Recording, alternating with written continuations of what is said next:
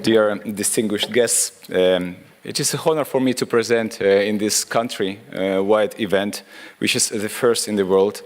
And really well done, dear Lithuanian people, because you are addressing the issue of health and longevity very strictly and very toughly, and this is a good way. Now, we have been scared by our previous speaker that everything is we cannot avoid breathing, drinking, and the world around us is quite complicated. But I have maybe some better news about the sources of our health and longevity, and we can feel them in the hand. So if I would ask from you to take your right hand, and to put it just on your belly, under your, on your stomach, yeah? So, you feel it? Good. So this is actually, you hold right now maybe a source for your healthy longevity. So the healthy longevity maybe start in the gut, and I will explain in a few words how and why.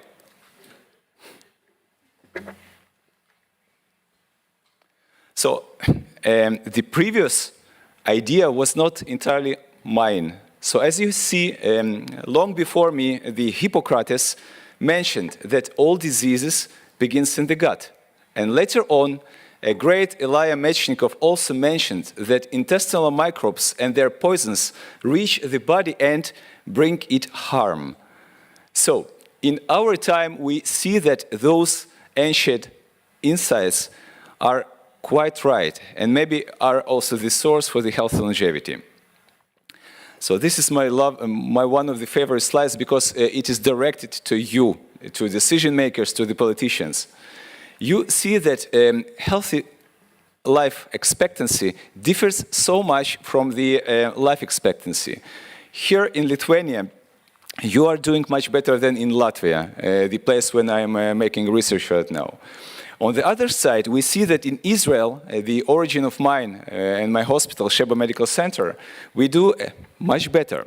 But in any way, no matter how we live, the last 10 to 25 years of our life, we are sick, ill, suffering, and it's not only our problem, this is also a problem of the economy and of the society. I'll just give you some numbers. If your country, and I hope that you will do so, will manage to extend the healthy lifespan in only 1 year, so the overall return to your economy will be at least 10 billion euros, maybe more. So it's worth to invest this. And the thumb rule of the economy of health is €1 that you invest to the prevention, bring back to your economy at least €50. So it's a very good business, yes, and a very good reimbursement. And when we ask ourselves what makes us so much suffering and sick, so we can see that most of the sources of the bad years are actually the cardiovascular diseases, the type 2 diabetes, dementia, cancer. And when we ask ourselves what is common in those conditions, so they all share the inflammation, but not a strong inflammation that we fear from, but the low-grade systemic inflammation, which you cannot feel, but you can detect. So, inflammation, low-grade systemic inflammation, we call it inflammaging, inflammation plus aging. So this is really not something that we feel, but we can detect, and this is a low-burning fire which triggered in our body somewhere around mid-age, 40, sometimes earlier, and it triggers and starts all of the systemic diseases like cardiovascular and many others. When we ask ourselves what is the reason, or what is the source of this low-grade systemic inflammation, there are a couple of them, but it seems to be that one of the most significant triggers or pathways is the gut dysbiosis and impaired intestinal permeability, or what we call in the simple language, a leaky gut. So, it all starts in the gut, as I started from. The gut or intestine has a border. Yes, we are all in the region are quite scary from our eastern border, right? And you invest a lot in protecting this border. You know, investing significant money, but we have to invest our attention to our intestinal barrier.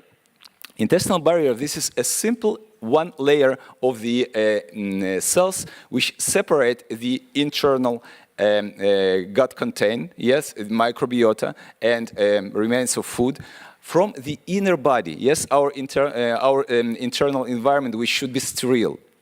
And when this border is damaged, and the main stress factor for this damage are bad dietary habits, stress, excess use of medications, yes, too much antibiotics or non-steroid anti-inflammatory drugs, which are so much popular in our time, so they can damage if we take them uncontrollably. So we open this board and we receive the content of our microbiome into our body, and our defenses, our immune system start to fight against them. So we also, as I have mentioned, the microbiome, yeah, the huge population of the microbes which lives inside us. And when I say about huge, so it's really huge. It's 40 trillion microbes. It's more than stars in our galaxies. So when they come into interaction with our immune system, so the problem begins. Because we start the, inner fight. Our immune system fight with our body. And this is a very bad news. So we want to ask ourselves what to do. Yes, what to do, a simple question.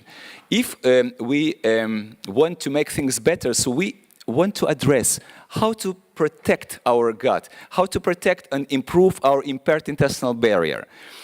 Many of you spoke about physical activity.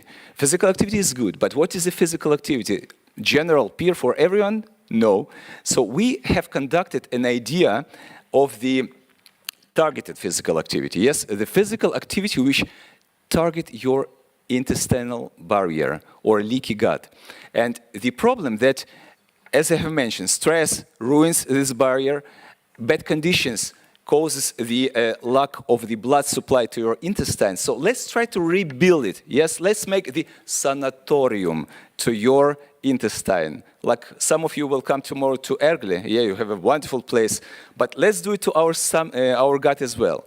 So we conducted abdominally targeted physical activity as simple movements, simple exercises, simple breathing, which is directed to restoring the problem of our leaky gut. And we addressed it on the very scientific way. We conducted a research because we want to be sure that our ideas are the right one.